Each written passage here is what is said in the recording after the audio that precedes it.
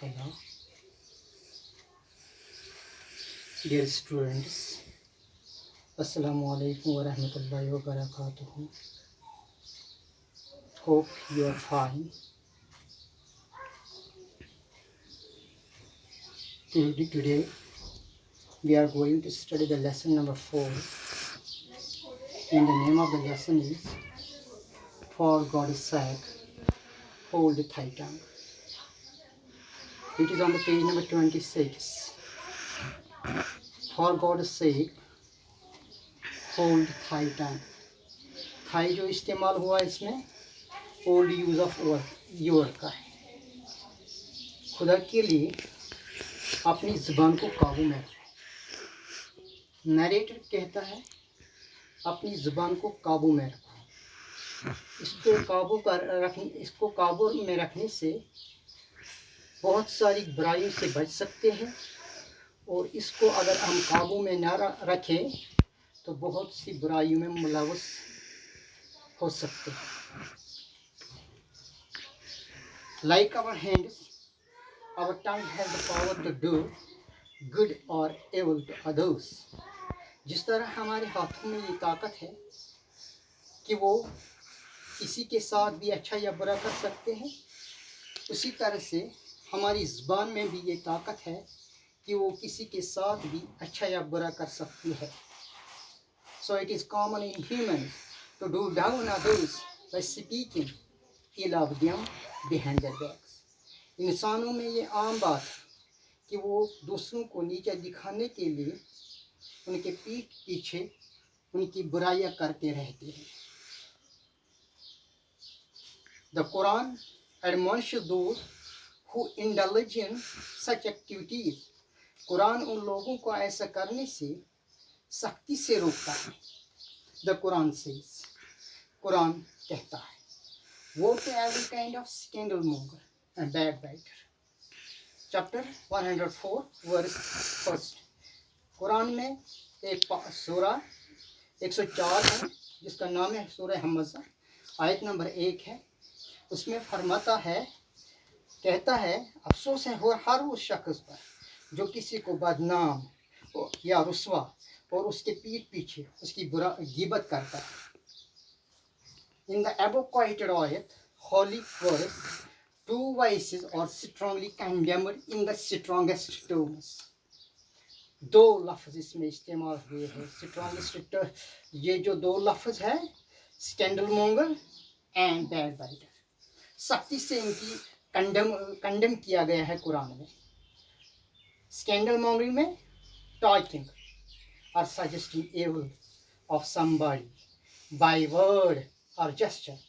अगर हम किसी के बारे में टॉक करें या सजेस्ट इवल करें ज़बान से या जेस्चर से यानी एक्शन से, और बिहेवियर या बर्ताव से, मिमिक्री नकल करने से, सार्केज़म तनज़ करने से, इंसल्ट बेइज्जती करें किसी की.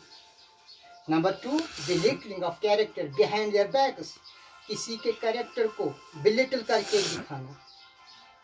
even if whatever is said is true, चाहे वो सच भी हो, provide the motive is evil. यानी जो हम बताते हैं उसका मकसद यही है कि वो उसका मोटिव जो है वो evil ही होता है. Further, the Prophet Muhammad, peace be upon him, said that the similitude of a person who indulges in backbiting is to a man who has eaten the flesh of his dead brother. प्यारे नबी सल्लल्लाहु अलैहि वसल्लम फरमाते हैं, उस इंसान की मिसाल ऐसी है जो बैकबाइटिंग में मुलव्वस है. वो अपने मरे हुए भाई का गोश्त खाता है. Reported in Sahih Muslim. Also, it is reported by Hazrat Ibn Hamid radhiyallahu anhu that he had once asked the beloved Prophet, peace be upon him, to give him a prayer for reciting. एक मरतबा उसने हुजूर सल्लल्लाहु अलैहि वसल्लम से पूछा, या रसूलुल्लाह सल्लल्लाहु अलैहि वसल्लम, मुझे कुछ रिसाइट करने के लिए कोई इबादत दीजिए. The Prophet, peace be upon him, caught hold of his hand and suggested to recite this prayer.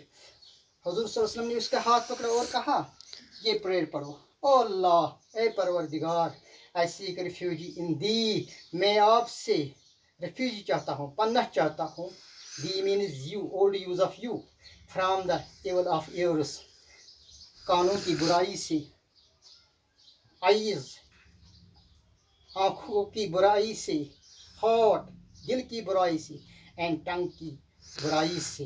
Reported in Tirmizi, Tirmizi में रिपोर्टेड है ये। और हाँ, यहाँ पे मैंने आर्टिकल के बारे में कुछ लिखा है।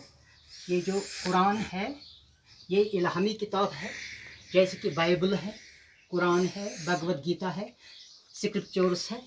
और जहाँ पे भी हम स्क्रिप्चर इस्तेमाल करते हैं वहाँ पे हमें आर्टिकल, उससे पहले हमें आर्टिकल द इस्तेमाल करना है, इसलिए यहाँ पे द कुरान है। दूसरी जगह पे हमने स्ट्रॉन्गेस्ट लिखा है और उससे आगे द रखा है। वजह क्या है? कंपैरिजन ऑफ एडजेक्टिव जो है इसमें 3 डिग्रियाँ है, पॉजिटिव, कंपैरेटिव, सुपरलेटिव। जैसे कि बिग, बिगर, बिगेस्ट, क्लेवर, क्लेवर, क्लेवरेस्ट। और ये क्लेवरेस्ट तो बिगेस्ट जो है ये सुपरलेटिव डिग्री में आते हैं। और जहाँ पे भी सुपरलेटिव डिग्री हो उससे आगे हमें आर्टिकल द इस्तेमाल करना है। और दूसरी जगह एंटोनिम जो है गुड का केवल आएगा। Thank you.